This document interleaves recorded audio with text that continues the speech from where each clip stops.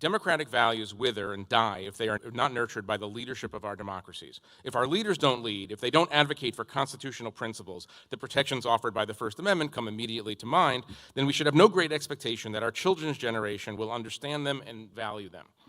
The question before us then, the question for this conference, is why is this happening, and why is it happening now?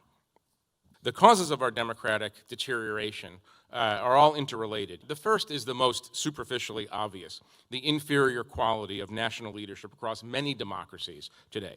This audience will understand immediately what I talk about when I bring up the subject of Israeli politics. Now, Israel is a miracle in so many ways, so many sectors of Israeli life. But the one area in which we've consistently seen deficits in quality in recent years is in the political sphere.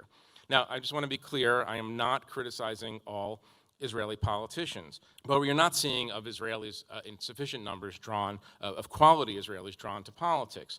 There's a term for a system in which the most unscrupulous people in a society rise to positions of political power. It's called a kakistocracy.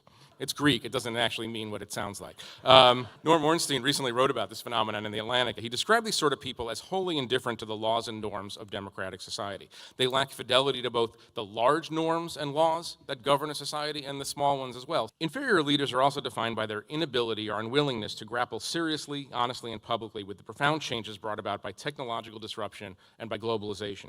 No politician can stop globalization or technological disruption. Those who promise their supporters they can, through wholesale restrictions on free trade or by the creation of more jobs in the mining industry, are playing a grifter's game. We are right now, and this is a fascinating moment to live through if you're not suffering from this moment, we are leaving the age in which male upper body strength would be able to guarantee a family and income and a living. For men who are left behind by robotics and globalization, tribalization and political extremism and the abandonment of democratic norms, these hold a certain allure. Our political class refuses to grapple in an honest way about the future of work, which makes workers susceptible to the charms of demagogues. Polling data shows that if people who live in a democratic system do not believe that their children will have better lives and more opportunities than they have, will lose their faith in the system that governs them.